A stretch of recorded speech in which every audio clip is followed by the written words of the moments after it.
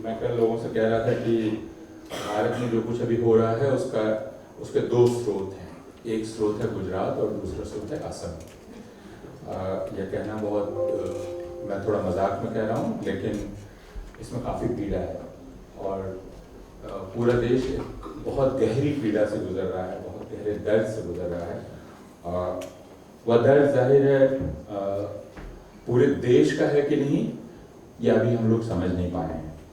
इतना ज़रूर है कि इस देश की एक बहुत बड़ी आबादी का दर्द है। उस आबादी को नाम दिया जाना बहुत ज़रूरी है।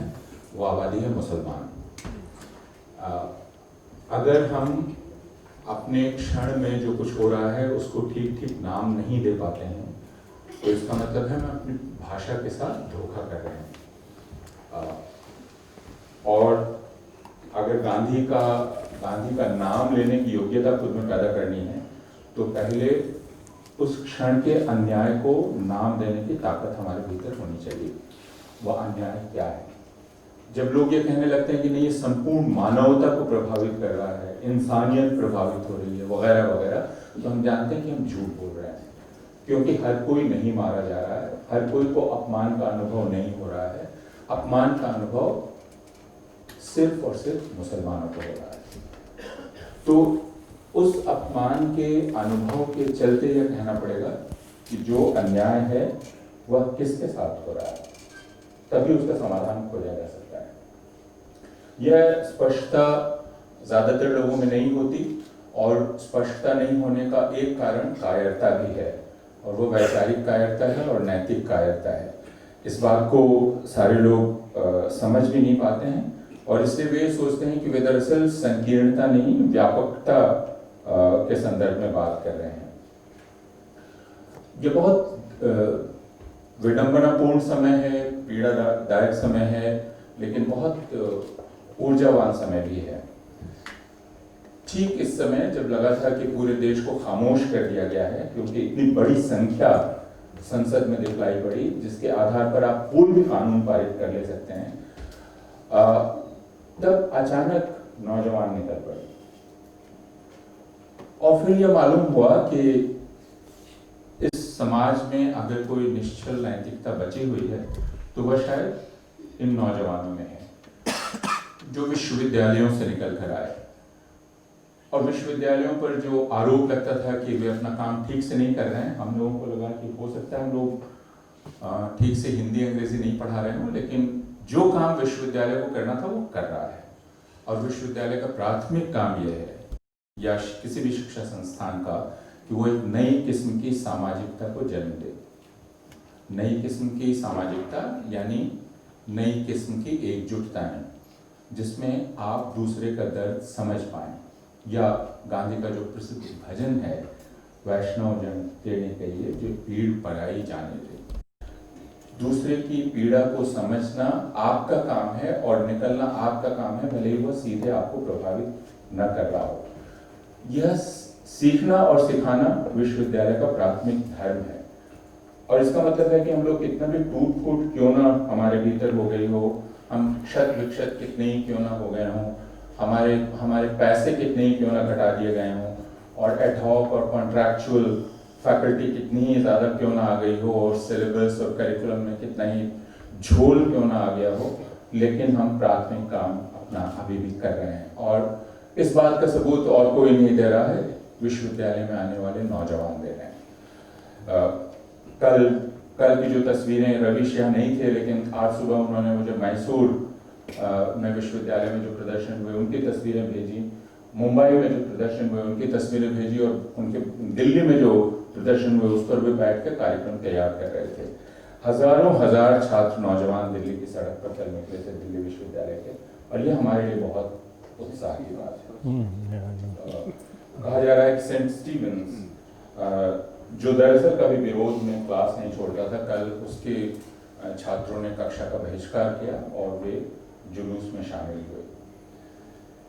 तो एक तरह से गांधी की वापसी हो रही है, और यह गांधी की सच्ची वापसी है, क्योंकि गांधी भजन गाने वाला गांधी नहीं है। गांधी दरअसल लड़ने वाला व्यक्ति है।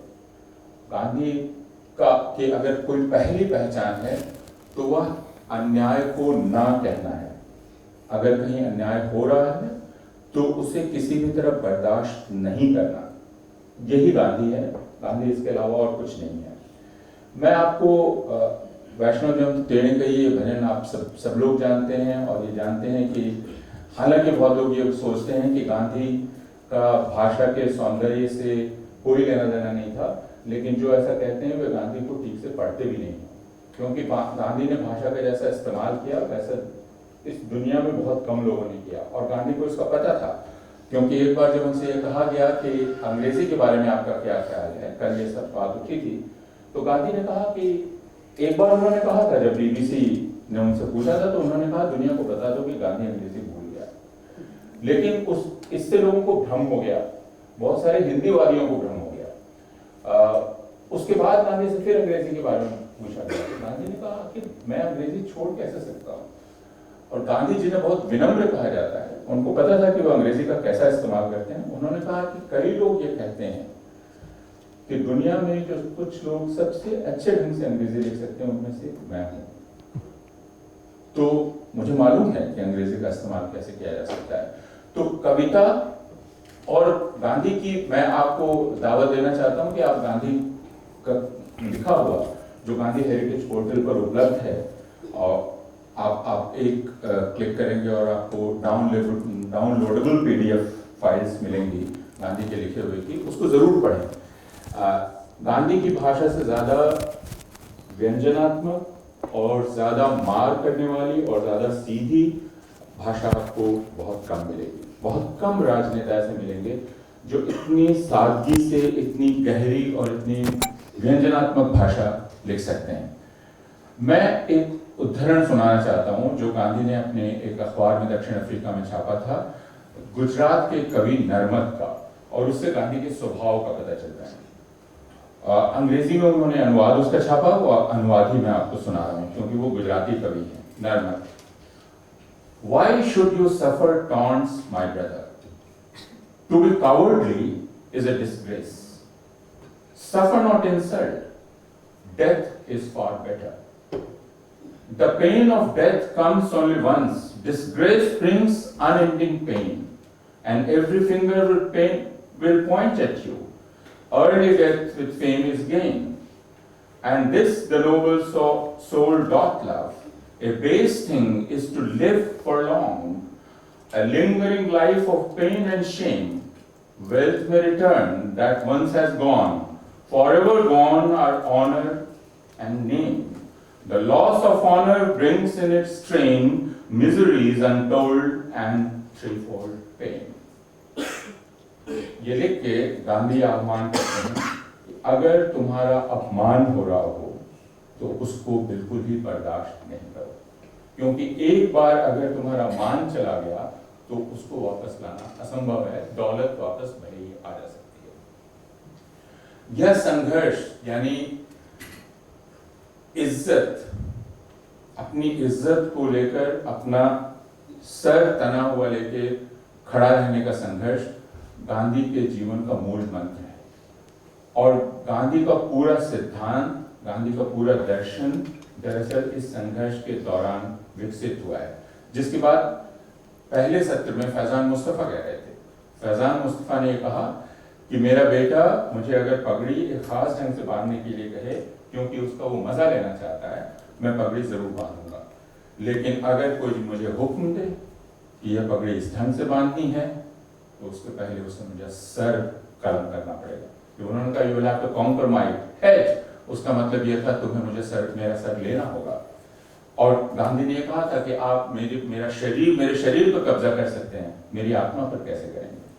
और इसी वजह से जिस निर्भयता के मंत्र की बात गांधी के साथ जोड़ी जाती है, उसका अर्थ यह था कि तुम अंग्रेजी हुकूमत को ये बता दो कि तुम अपने कानूनों से हमारे भौतिक शरीर पर कब्जा कर सकते हो, लेकिन मेरी आत्मा पर कैसे कब्जा करोगे।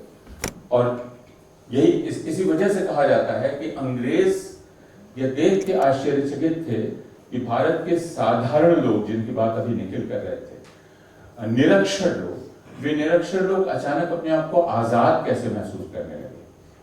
हम पिछले 1-1.5 महीने से भारत में आजादी की एक जो लहर देख रहे हैं, वो कुछ वैसी ही है जो 20वीं शताब्दी के आरंभिक वर्षों में और बाद में पूर्वार्ध में 1947 तक भारत के साधारण लोगों ने अनुभव की।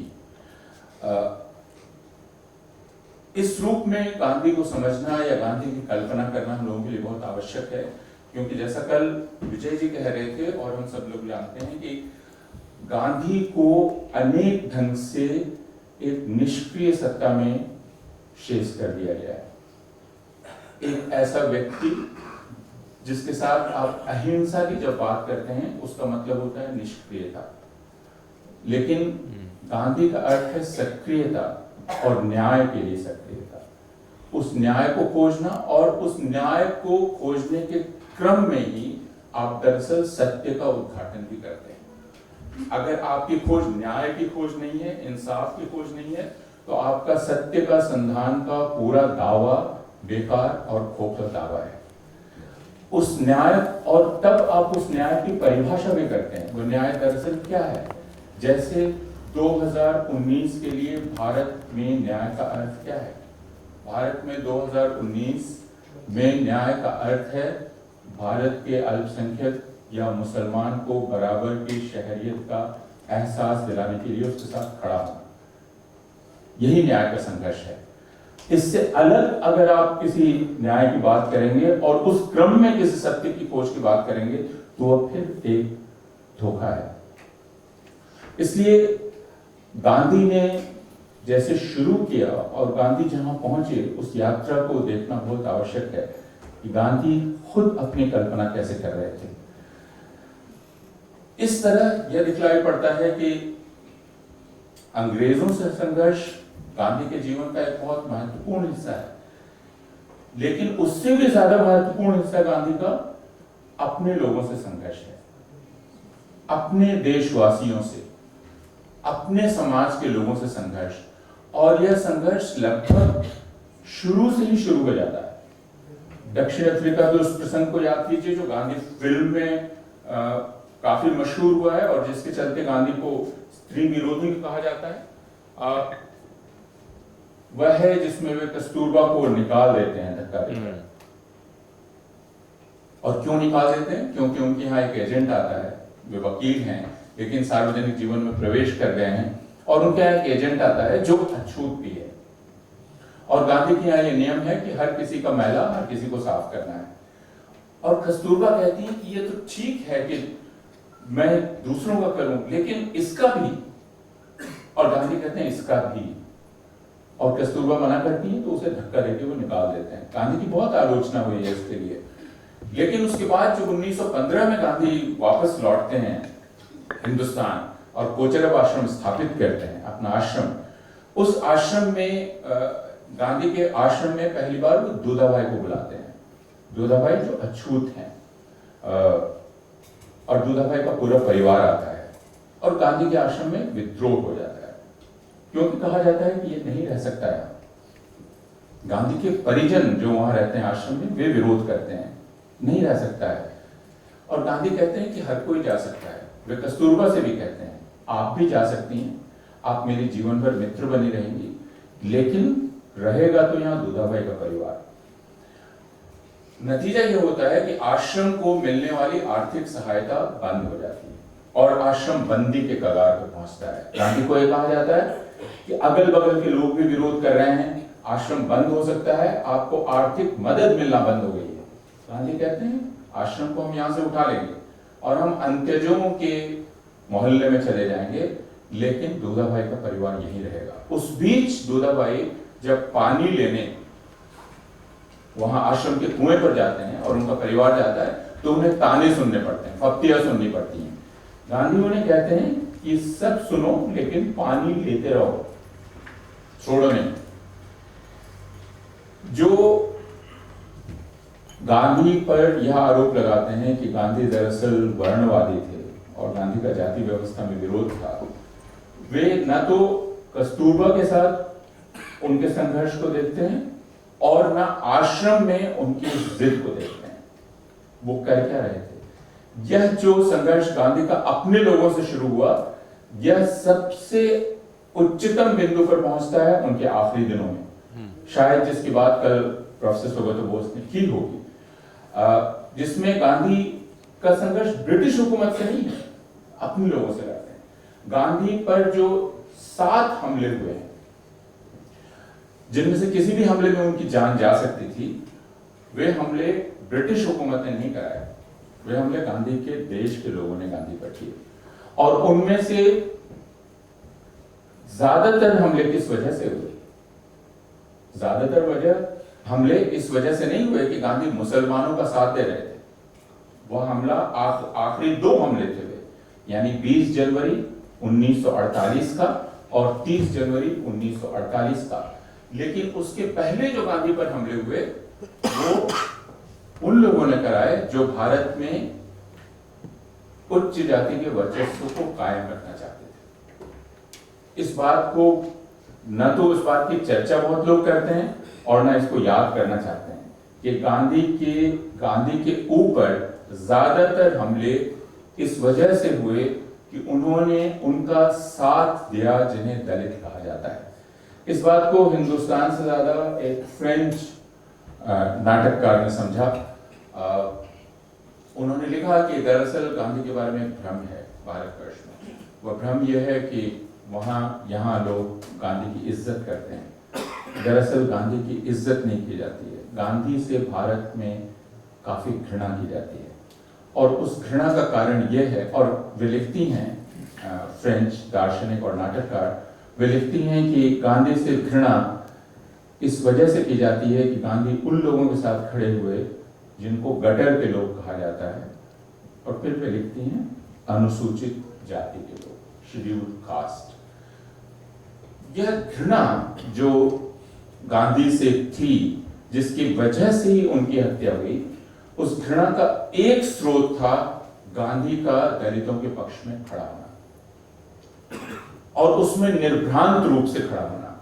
किसी भी प्रकार की कोई शंका नहीं थी गांधी को कि दरअसल भारत के स्वतंत्र होने का कोई अर्थ नहीं है अगर भारत में दलितों को समान अधिकार नहीं प्राप्त होता है।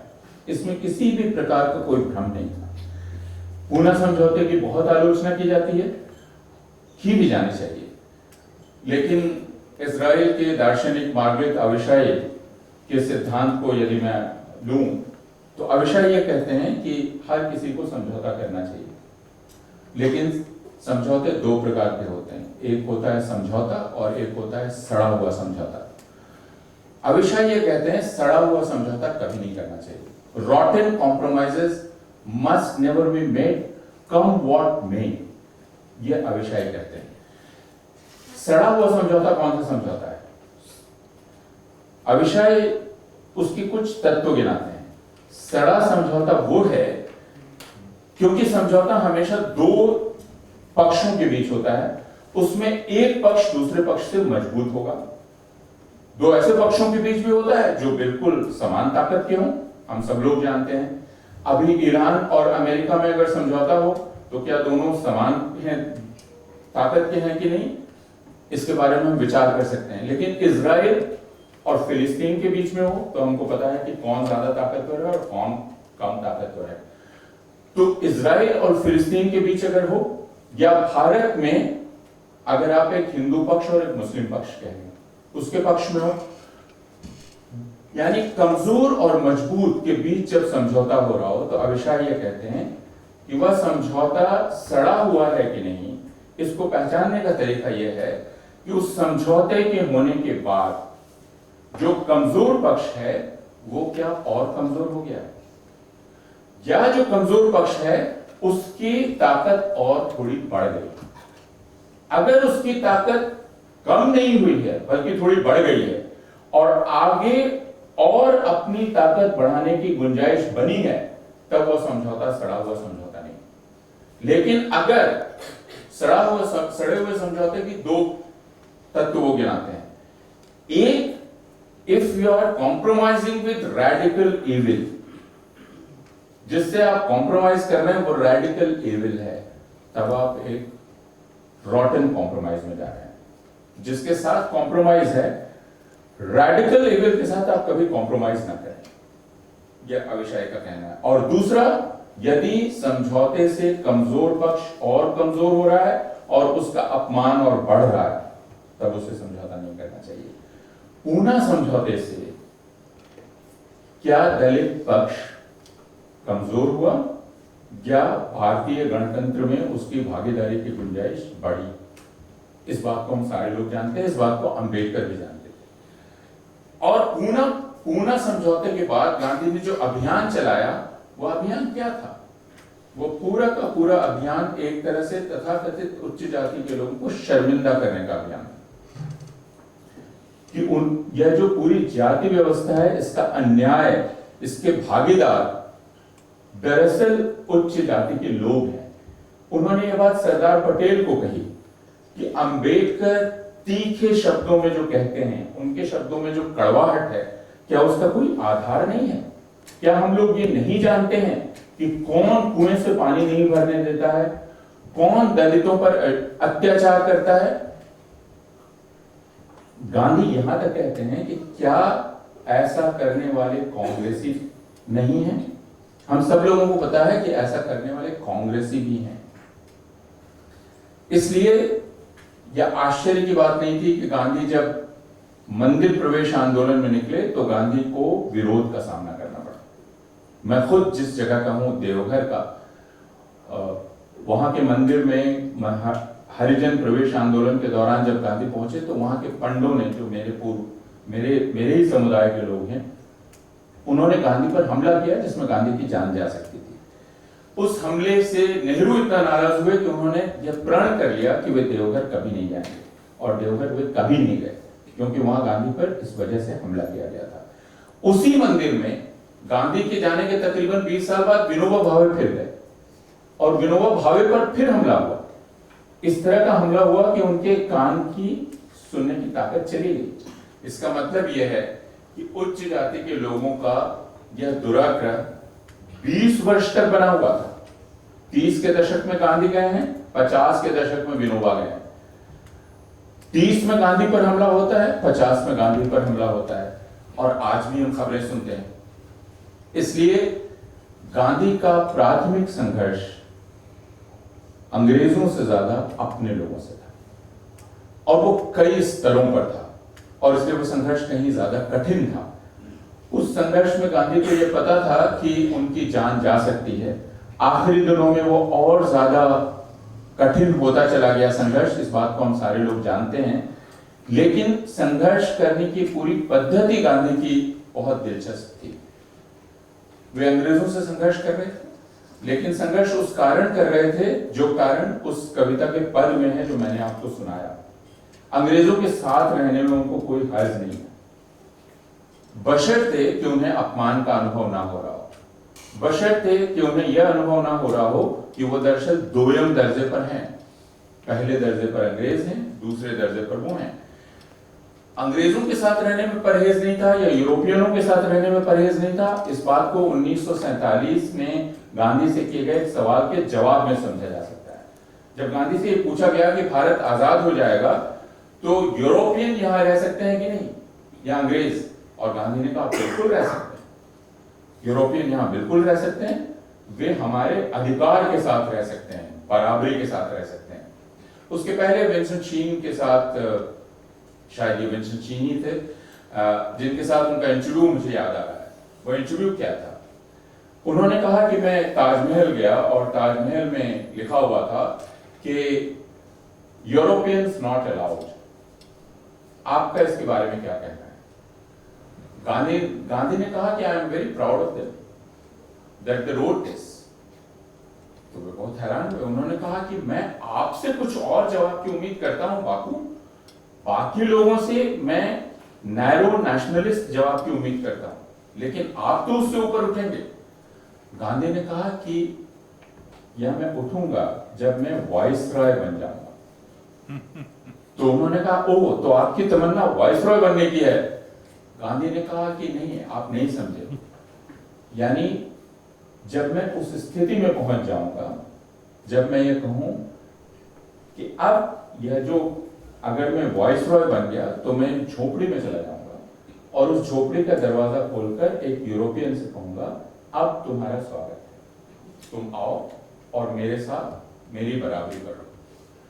लेकिन उसके पहले यह कहना एक बहुत साहस की बात है, जब हम उनके अधीन हैं, कि यहां यूरोपियों का स्वागत नहीं। यह एक बिल्कुल गांधी के विपरीत कही गई गांधी की बात लग सकती है, लेकिन इसमें गांधी का तत्व मौजूद है कि दरअसल वे ये कह रहे हैं कि मुझे अपमान की शर्त पर आपके साथ रहना कबूल नहीं है। इस बात को मैं बार बार इसलिए दोहरा रहा हूं कि 2019 में अपमान के इस तत्व को समझना हम लोगों के लिए बहुत आवश्यक है। बहुत लोग ये कहते हैं कि क्या दिक्कत है आपको, आप रह सकते हैं, आपको खाना पीना मिल रहा है, आप नौकरी भी कर सकते हैं, आप अलग अलग पदों पर भी जा सकते हैं। वे उस अपमान को का अनुभव नहीं कर पा रहे हैं जिसकी तरफ गांधी इशारा कर रहे थे। लेकिन उसकी जगह जो गांधी प्रस्तावित कर रहे थे वह पहले दर्जे और दूसरे दर्जे की बात नहीं थी, उसके जगह एक बिरादरी की बात थी। वह बिरादरी जो मुक्ति के संघर्ष में साथ रह के चल सकती है। और इसी वजह से दक्षिण अफ्रीका से लेकर भारतवर्ष तक गांधी के संघर्ष में दुनिया के तकरीबन हर राष्ट्रीयता के लोग शामिल हुए। दक्षिण अफ्रीका में अगर आप उनके करीबी दोस्तों को देखेंगे तो वे जितने हिंदुस्तानी हैं उससे ज्यादा दूसरी राष्ट्रीयताओं के लोग हैं। उनके सबसे करीबी आदमी कैलनबाख है, उनके सबसे करीबी दोस्त चार्ली एंड्रूज हैं, जिनको वो चार्ली कहते हैं। और पूरी दुनिया में गांधी को मोहन बहुत कम लोग कहते थे, उनमें एक चार्ली एंड्रूज थे जो गांधी को मोहन कहते थे। तो चार्ली एंड्रूज या कैलनबाख, और कैलनबाख ने खुद को उनका आघोषित अंगरक्षक बना लिया था, यानी गांधी जहां जहां जाए वहां कैलनबाख लंबे चौड़े लहीम शहीम चले जाए, क्योंकि गांधी तो दक्षिण अफ्रीका में भी लगातार पिट रहे थे। इसलिए पिटना बुरी बात नहीं है, जो बात कल परसों कन्हैया ने वहां कही, जब ऐशे घोष पर हमला हुआ तो कन्हैया ने कहा कि पिटना बुरी बात नहीं है। और ये इसलिए कहा जा सकता है कि गांधी भी कितनी बार पिटे थे, दक्षिण अफ्रीका में तो उनकी जान ही जा सकती थी। लेकिन उस पिटने ने गांधी के अंदर हिंसा पैदा नहीं की, या हिंसा के साधन का इस्तेमाल करने की इच्छा पैदा नहीं की। अहिंसा के प्रति उनके विश्वास को और दृढ़ किया। अहिंसा के इस विश्वास के कारण ही मैं ये कहूंगा गांधी की बहस जो 1909 में या 1907 में इंडिया हाउस में सावरकर के साथ शुरू हुई, वह बहस 1947 तक चलती रही। और मेरी यह समझ है कि गांधी की हत्या 30 जनवरी 1948 को जो हुई, उसके बीज इंडिया हाउस के उस बहस में पड़ गए थे जो सावरकर के साथ उन्होंने की थी। हिंद स्वराज की अक्सर चर्चा इस वजह से की जाती है कि हिंद स्वराज में एक ग्राम स्वराज की बात है, हिंद स्वराज में यूरोपीय सभ्यता का तिरस्कार है, निषेध है। लेकिन बहुत कम लोग ऐसा समझते हैं, और एंथनी परेल ने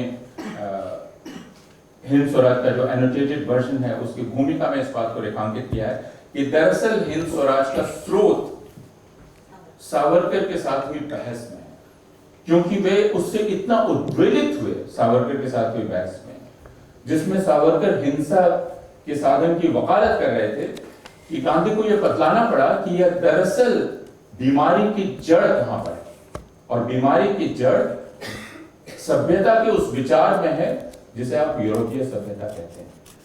यूरोपीय सभ्यता से गांधी का परहेज इसलिए नहीं था कि वो यूरोपीय है, और यह गांधी के पूरे जीवन को देख के समझा जा सकता है कि गांधी का जीवन जितना भारतीय तत्वों से बना हुआ है उससे ज्यादा वह भारत के बाहर के तत्वों से बना हुआ है। गांधी को संकट के क्षण में गीता से ज्यादा मेरी समझ है बाइबल याद आती है। अगर आप गांधी का लिखा हुआ पढ़ें, गांधी की पूरी भाषा बिब्लिकल भाषा है। गांधी से मीराबाई पूछती है आखिरी दिनों में कि आप कल कहां रहेंगे, और गांधी एक बिब्लिकल उक्ति कहते हैं, लुक एट द स्काई, कहते हैं गौरैया को देखो, उससे क्या तुम पूछ सकती हो कि वो कल कहां रहेगी, वो आज यहां कल दूसरी जगह रहेगी। It's so biblical. या कल जो आप कह रही थी मैग्निफाई माई क्रॉस, ये जो आखिरी 2 अक्टूबर उनका आखिरी था, और उस दिन जो उन्हें जन्मदिन के संदेश मिल रहे थे, उसके जवाब में उन्होंने 3 अक्टूबर को ये पंक्तियां छापी थी, जो पंक्तियां एप्ट लाइन्स है ना, जिसको पहली पंक्ति है magnify my cross my Lord. उसकी चारों पंक्तियां मैं आपको पढ़ के बाद में सुनाऊंगा। मैं सिर्फ ये कहना चाहता हूं कि गांधी ने अलगाव का जो अनुभव दक्षिण अफ्रीका में किया, अलगाव के जिस अनुभव से वे लड़ना चाहते थे, उसका जवाब उन्होंने एक अलग थलग पहचान बनाने में या पहचान बनाकर नहीं दिया, बल्कि एक समन्वित पहचान बनाकर उसका जवाब उन्होंने दिया। और वो समन्वित पहचान अंतरराष्ट्रीय पहचान थी, जिस अंतरराष्ट्रीयता में प्रत्येक राष्ट्र के लोगों का समावेश था, जो स्वतंत्रता और बराबरी के विचार में विश्वास करते हैं और अहिंसा के विचार में विश्वास करते हैं। इसलिए यह जो यात्रा चली गांधी की, जिसकी शुरुआत मैं मानता हूं उनके लंदन जाने के समय से ही हुई थी, जब लंदन जाने के बाद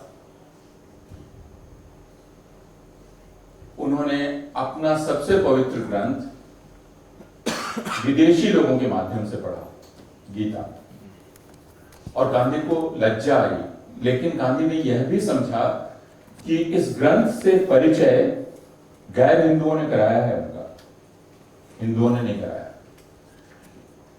इस बात ने भी गांधी के निर्माण में कोई भूमिका निभाई होगी, इस बात को बहुत कम लोग याद कर पाते हैं। गांधी गीता को अपना सबसे प्रिय ग्रंथ मानते हैं, लेकिन उसके साथ साथ वो ये कहते हैं कि अगर मैं पूरी गीता भूल भी जाऊं और गीता गुम हो जाए, वो मुझे मिले भी नहीं और मुझे सर्मन ऑन द माउंट याद रह जाए, तो मुझे उतनी ही प्रसन्नता मिलेगी, पवित्रता का उतना ही भाव मेरे अंदर रहेगा जितना गीता पढ़कर मिलता रहा है। गांधी की बनावट कुछ इस किस्म की बनावट है, और इस बनावट को समझना उन लोगों के लिए बहुत कठिन है जो अपनी पहचान एक एक्सक्लूसिव पहचान बनाना चाहते हैं, जिसमें बिना बाकी तत्वों को हटाए आपका असली तत्व बच नहीं सकता है। असम की जो पूरी दुविधा है, यह दुविधा यह है जिसमें आप यह कहना चाहते हैं कि एक असमिया पहचान है, और इस पहचान को बाहरी तत्व दूषित या धूमिल कर रहे हैं, और इसलिए इन बाहरी तत्वों को पूरी तरह से जब तक आप नहीं निकालेंगे, असमिया पहचान बचेगी नहीं। गांधी का कहना है कि ऐसी कोई पहचान ही नहीं। दरअसल जब आप इसको हटाना शुरू करेंगे तो शून्य के अलावा आपके हाथ में कुछ नहीं आएगा। चूंकि गांधी ऐसा कहते थे, उन पर हमला हुआ। फिर मैं उसी फ्रेंच नाटककार की बात कह रहा हूं। वो ये कहती है कि जब आप दूषित को छूते हैं तो लोग आपसे घृणा करने लगते हैं, और गांधी ने कहा कि हर प्रकार की पहचान चूंकि मिलावटी है, इसलिए वो दूषित है, और जो सबसे दूषित है उसको जब तक तुम छुओगे नहीं, जिसकी बात कल दीवान साहब कह रहे थे, इसलिए जब तक तुम वो स्पर्श व्रत नहीं लोगे। अंत में उन्होंने यहां तक कहा कि और कुछ नहीं तो आप जब खाना ही खाएं तो अपने बगल में रहने वाले एक दलित से उसे छू कर उसको खाएं। उसको पहले कहिए तो उसे छुएं और खाएं। यानी जिसे आप दूषित मानते रहे हैं उसके साथ आपको पूरी तरह से मिलना होगा, तभी जाकर आपकी पहचान पूरी होती है। लेकिन इस बात को मानना बहुत कठिन था, और इसलिए गांधी को गोली मार दी गई। आज हमें यह बतलाया जा रहा है कि हमें एक आत्यंतिक बिल्कुल अलग भारतीयता निकाल पहचाननी है। इसलिए चुन चुनकर घुसपैठियों को निकाल के फेंक देना है। वो घुसपैठी है जो हमारी पहचान में घुस गए हैं, दीमक की तरह उसको चाट रहे हैं या उसको दूषित कर रहे हैं। इन सब को निकालकर एक शुद्ध भारतीयता हासिल करनी है। लेकिन ये बहुत अच्छी बात है कि गांधी के जन्म के 150वें साल में जब पूरा सरकारी अमला काफिला, पूरा सरकारी साधन सत्याग्रह को स्वच्छाग्रह में बदलने में तुल गया। तब इसके जवाब में भारत के नौजवान खड़े हो गए। वे जो संविधान की प्रस्तावना पढ़ रहे हैं वह गांधी के जीवन के सारे संघर्ष का सार है कि आप दरअसल एक जनता कैसे बनते हैं, जिसको फैजान मुस्तफा ने कहा कि सिटीजनशिप क्या है। सिटीजनशिप क्या है? टेरिटरी में रहने वाले लोगों का कुछ खास अधिकार संपन्न लोगों का नाम है?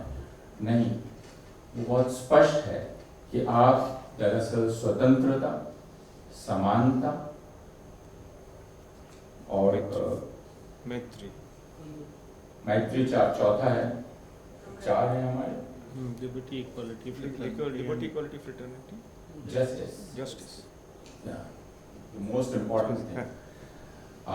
जब आप लिबर्टी, इक्वालिटी, जस्टिस और फ्रेटर्निटी या सॉलिडारिटी, अगर फ्रेटर्निटी एक जेंडर्ड शब्द है तो सॉलिडारिटी, इन चारों के को हासिल करने के संघर्ष में जब आप एक साथ चलते हैं तो आप एक पीपल बनते हैं। इसलिए वो ये नहीं कह रहा है, प्रस्तावना आपकी ये नहीं कह रही है कि ये सब हमारे पास हैं। उनका कहना है इनको हासिल करने के लिए हम यह करेंगे। और गांधी का भी ये कहना था कि इनको हासिल करते हुए ही आपकी अपनी पहचान बनती है।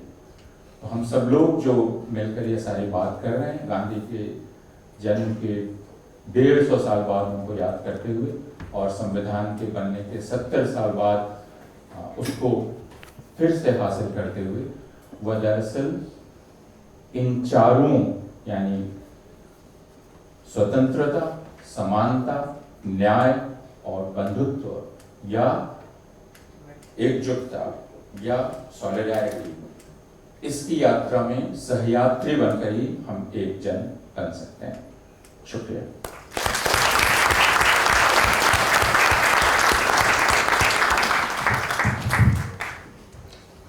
क्वेश्चंस, कमेंट्स आप हिंदी या अंग्रेजी में भी पूछ सकते हैं, बांग्ला इंग्लिश का। Even though he's from there, God, which we colonized, right? The Bengali.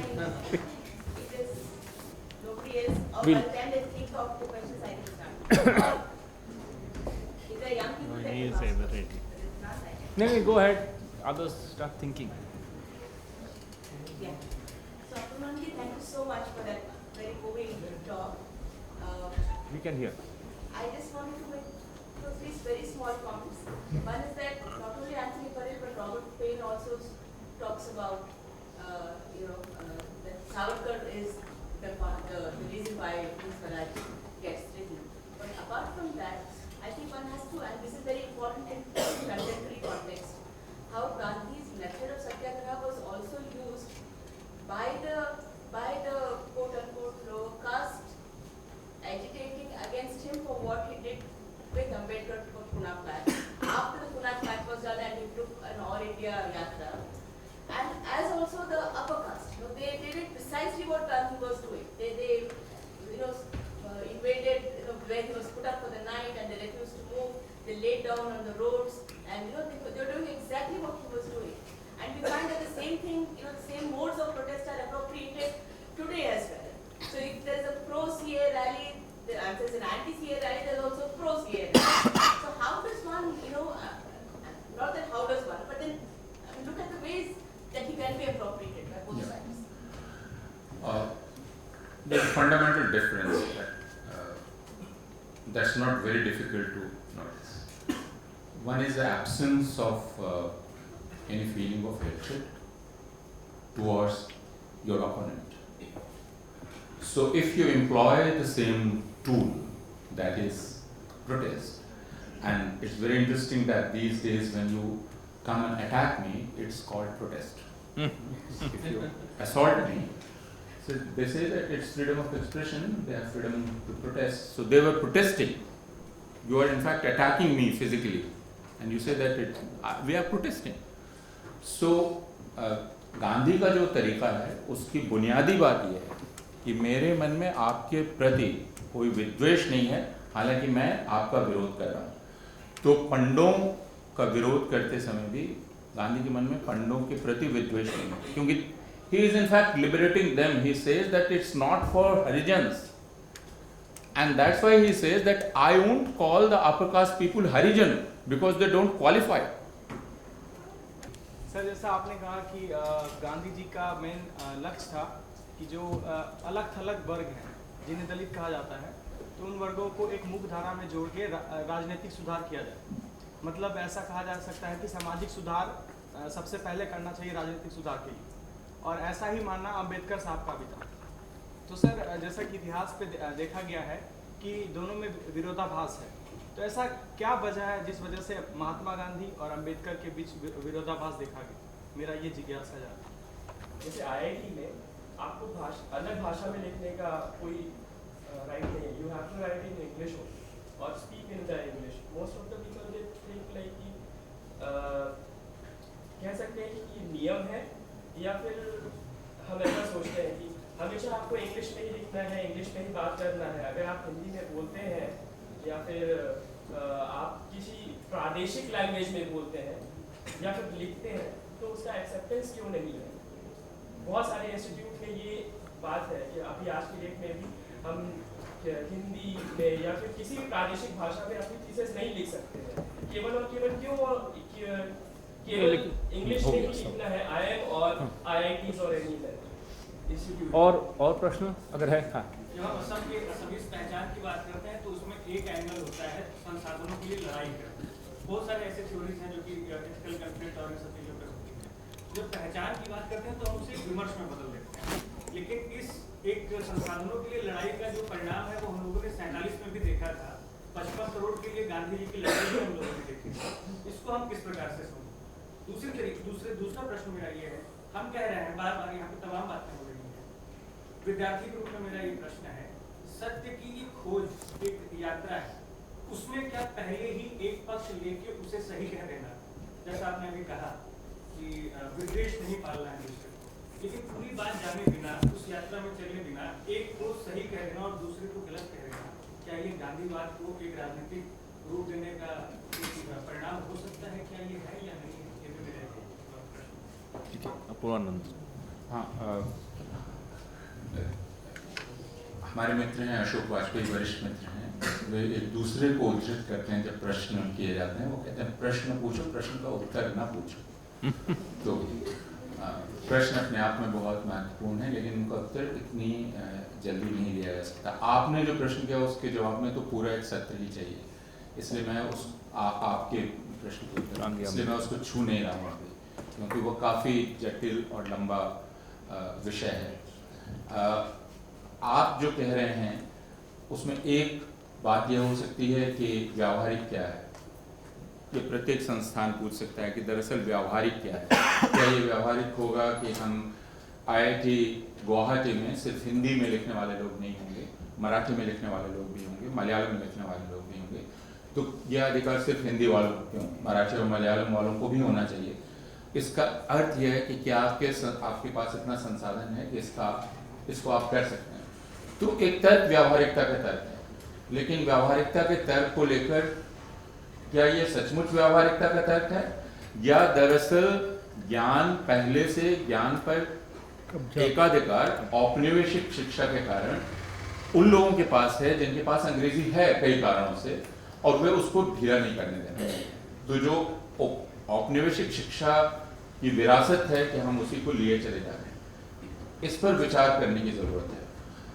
IIT Delhi में कई दशक पहले इसको लेकर भूख हड़ताल हुई थी। आप सब लोग जानते हैं कि हिंदी में मैं थीसिस लिखूंगा, लेकिन मामला मेरा ये कहना है कि ये सिर्फ हिंदी का नहीं है, यह सारी भाषाओं का है, इसलिए इसका एक विचारधारात्मक उत्तर नहीं हो सकता है। आपका जो प्रश्न है,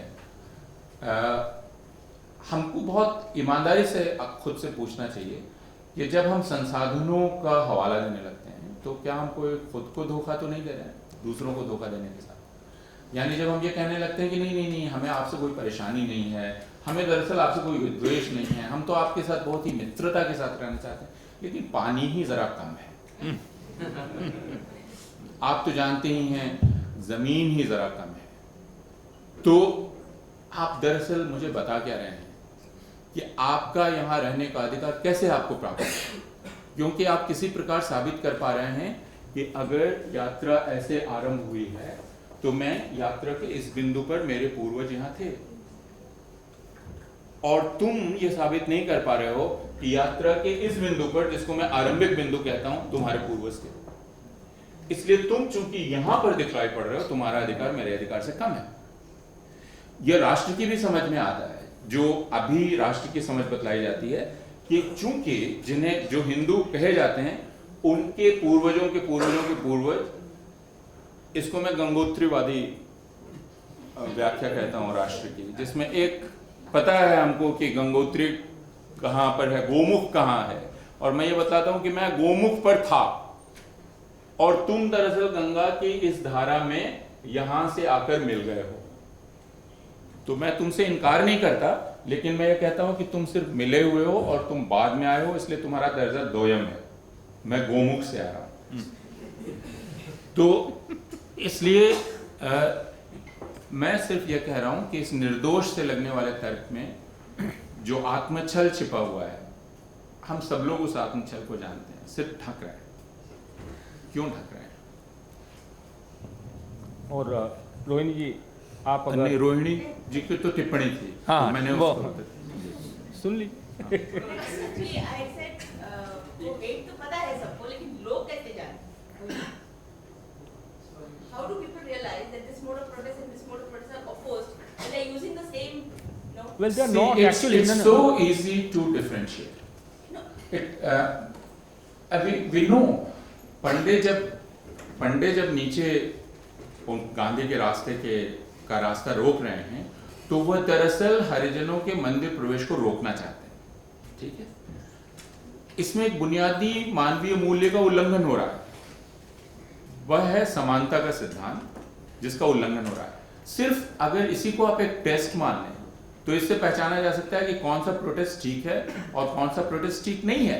आप उसका तरीका कोई भी अपनाएं। मान लीजिए आप मुझे मार नहीं रहे हैं, लेकिन आप खड़े होकर मुझे अपमानित करने वाले नारे लगातार लगा रहे हैं, आप उससे ये नहीं कह सकते कि अहिंसात्मक है तरीका है, क्योंकि इसमें मेरे अपमान करने की भावना छिपी हुई है, और इसीलिए यह विरोध हिंसात्मक विरोध है। और इसीलिए पंडे भले ही जमीन पर लेट जाएं, लेकिन वो हिंसात्मक विरोध कर रहे थे, क्योंकि वो समानता के सिद्धांत का विरोध कर रहे थे।